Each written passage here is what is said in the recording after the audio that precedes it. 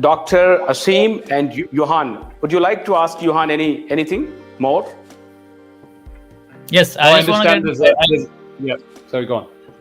Yeah, I just want to get a final question in, and then probably we can conclude.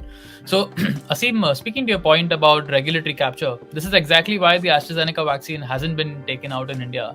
Because what I discovered in my research, I mean, going all the way back to 2008, is that there's been a systematic regulatory capture by the pharmaceutical industry, the vaccine manufacturers, the NGO complex, so NGOs like the Gates Foundation, Path. We actually have a parliamentary committee that produced a report. It's called the 70-second report, where they concluded that literally the ICMR, the Indian Council of Medical Research, and the DCGI. DCGI is the body which actually gives regulatory approval to the vaccines. They've actually compromised going way back even to conducting illegal HPV vaccine trials in India. So there's a whole history to that as to how these companies came in. They conducted these trials wherein they didn't take informed consent and they didn't maintain like a list of adverse events. And as a result of that, many kids had died. And then there was a parliamentary investigation. So I had sent you an article of mine which goes into exactly these conflicts of interest within our health ministry, within our governmental structures, which has made it possible that not only did they not take these vaccines off the market, the DCGI head VG Somani, he actually had the audacity to come out in the media and say the vaccine is 110% effective at a time where there was evidence that Covishield is linked to thrombosis. So that's the reason why it didn't get taken off the market. Finally, I just like to conclude by saying that right now this clip of Avi Yemini grilling the Pfizer CEO and Ezra is going viral. I think you shared it on Twitter today. And the Indian media has really been twisting that in a way to show that, oh, Modi is so great, BJP is great, the Indian government's great. They didn't give approval to Pfizer, which is true, and which is good as well, because they were asking for indemnity to be given. Whereas in India, we don't really have any indemnity. I mean, the reason we're doing cases against the vaccine manufacturers. I said the same thing in an interview for the Times of India. Yeah, that India were good to do that. But yes, but really shocked about what happened with Covishield, which I only learned recently. Absolutely, Johan. Exactly. So, I mean, the whole focus has come on Pfizer, and the media is bashing Pfizer, saying Pfizer's bad and our local vaccines are good, and Congress is bashing the local vaccine. So, I mean, I just like you to set the record straight. Do you really think that the mRNA vaccines are better than Covishield? Because from my analysis, I've shared some studies on Twitter as well.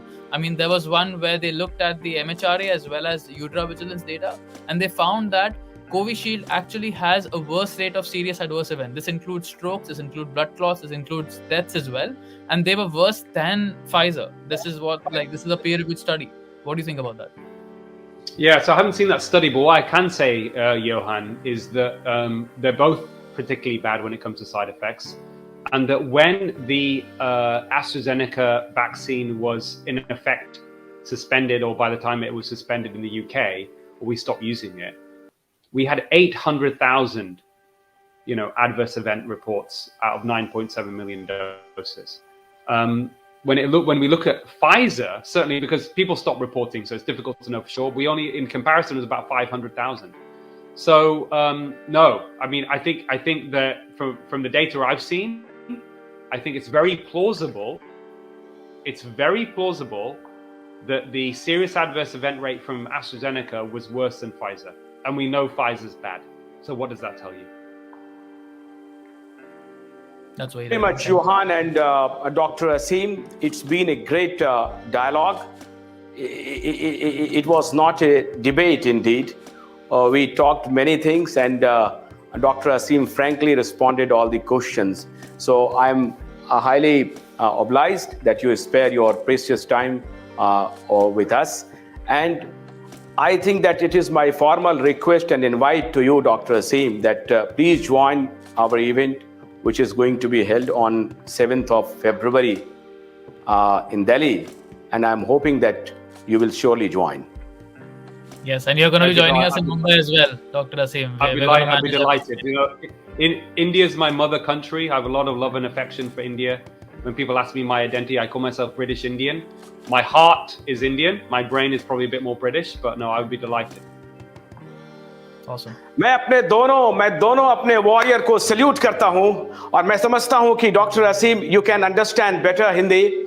Therefore, I have to conclude in Hindi for my Hindi viewers. मैं अपने दोनों warrior को salute करता हूं, और इसी तरीके से मैं आशा करता हूं कि दोनों वॉरियर इसी तरीके से मुखर रहेंगे और दुनिया को रोशनी दिखाते रहेंगे और बेईमानों के खिलाफ मोर्चा खोलते रहेंगे। एक दिन सत्य जीतेगा, साइंस जीतेगा, विज्ञान जीतेगा। कल रात 9 बजे कल रात 9 बजे हम आपसे फिर मिलेंगे। तब तक के लिए आशुतोष का मत दीजिए। आप दोनों का बहुत बहुत शुक्रिया।